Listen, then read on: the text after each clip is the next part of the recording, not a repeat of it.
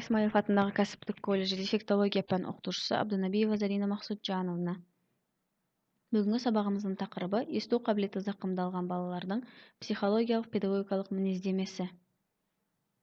Есту кемістігі бар баланы психологиялық педагогикалық тексеру оның даму ерекшеліктерін жан-жақты тексеруді қамтитын, психологиялық тексеруді қамтамасыз ететін психологиялық кешенінің бір бөлігі болып табылады.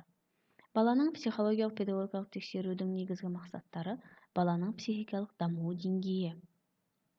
Психологиялық педагогикалық тексеру міндеттері баланың сезімдік және коммуникативті даму деңгейін анықтау және мінездеме беру. Сенсорлық және қимыл қозғалу қызметтерінің даму деңгейін анықтау және мінездеме беру. Ақыл ой және сөйлеу тіл деңгейін, сөйлеу тілінің психологиялық қызметін зерттеу, анықтау және мінездеме беру. Оқу және ойнау манипулятивті заттық қызметтерінің даму деңгейін анықтау және мінездеме беру. Әлеуметтік тұрмыстық бағдарлау деңгейін анықтау және мінездеме беру. Бала мен ата-ана арасындағы қарым-қатынасқа мінездеме беру. Психикалық дамуды бағалау, баланың өз мүмкіндіктерін сол сияқты түзету көмегінің жағдайы мен жолдарын анықтау. Балаға түзету көмек көрсететін ата-аналарға мамандарға арналған нұсқауларды жетілдіру. Психологиялық педагогикалық тексерудің негізгі әдістеріне бала анасымен әңгіме сұрау, яғни баланың психологиялық жағдайын бақылау және зерттеу жатады. Баланың анасымен әңгімелесу баланың психикалық және сөйлеу тілінің дамуы туралы нақты мәліметтерді алуға бағытталған. Анасына қойылатын сұрақтар баланың дамуын анасының бағалауына емес, оның өмірінің нақты жағдайлары туралы мәліметтерді алуға негізделген. Баланың анасымен әңгіме барысында оның балаға деген көзқарасын, онымен сезімдік қарым-қатынасын ұсынуға мүмкіндік туады. Психолог бақылау барысында баланың психикалық даму ерекшеліктерін білдіретін белгілі бір кезеңдерді анықтай алады. Жаңа жерге, бөтен адамдарға реакциясын, қарым-қатынасқа түсу ерекшеліктерін, вербальды қатынас құралын пайдалану, жалпы көңіл күйін, баланың белсенділігін, қоршаған ортаға деген қызығушылығын, тапсырманы орындауға, жетістік пен сәтсіздіктерге ересектің ескертуі мен қолдауына сезімдік реакциясы, өз ісін санауы, мінез-құлық реакциялары, гипо және гипербелсенділік, әсерлі лабилділік, қатты қозу, әлсіреу және тағы да басқа сол сияқты анасының балаға деген сезімі, олардың арасындағы әсерлі өзара қарым-қатынас.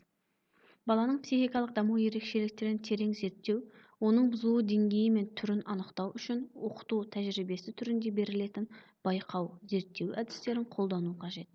Оқыту тәжірибесі әдістемесі баланың оқуға жарамдығын анықтау мақсатында әртүрлі көмек түрлерін енгізуге негізделген. Тексеру үдерісіндегі көмектің келесі түрлерін пайдаланылады. Іс-әрекетті еліктеу бойынша орындау, іс-әрекетті ишаратты пайдалану, еліктеу және сөздік нұсқау бойынша орындау.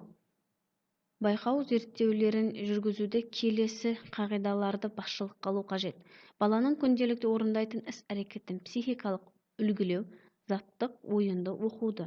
Берілген тапсырманың бала мүмкіншілігі мен жасына сәйкес және оларға орындау жолын түсіндіру. Есту қызметі бұзылған балалардың көпшілігі сөйлемейді немесе өте нашар сөйлейді. Сондықтан тапсырмалар вербальді емес түрде берілуі қажет. Мектеп жасындағы балаларды тексерген кезде қажет болған жағдайда сурдо аударманы пайдалануға болады. Сапалы талдау деп берілген сынақтарды орындау нәтижесін есептеуді ғана емес, баланың барлық психикалық қызметін мұқият қарауды, оның ағымының жалпы қарқынын, сынақты орындау түрін, оқуға жарамдығын талдауды айтамыз.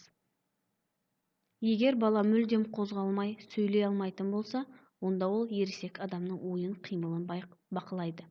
Тексеруші баланың ересек адамның іс-әрекетіне, қызығушылығының, белсенділігі мен тұрақтылығын, болып жатқан іске сезімдік қатынасын, экспрессивті мимикалық реакциясын бақылайды. Мектеп жасындағы баланы тексергенде, оны үстелдің екінші жағына отырғызбай, жеңіл және тікелей қатынас орнату үшін жанына отырғызған дұрыс. Тексеру барысы бала тәртібі, іс-әрекеті, эмоциялық реакциясы туралы мәліметтер жатталып, жалпы қорытынды шығарғанда қолданылады. Осыменен бүгінгі сабағымыз аяқталды. Назарларыңызға рахмет.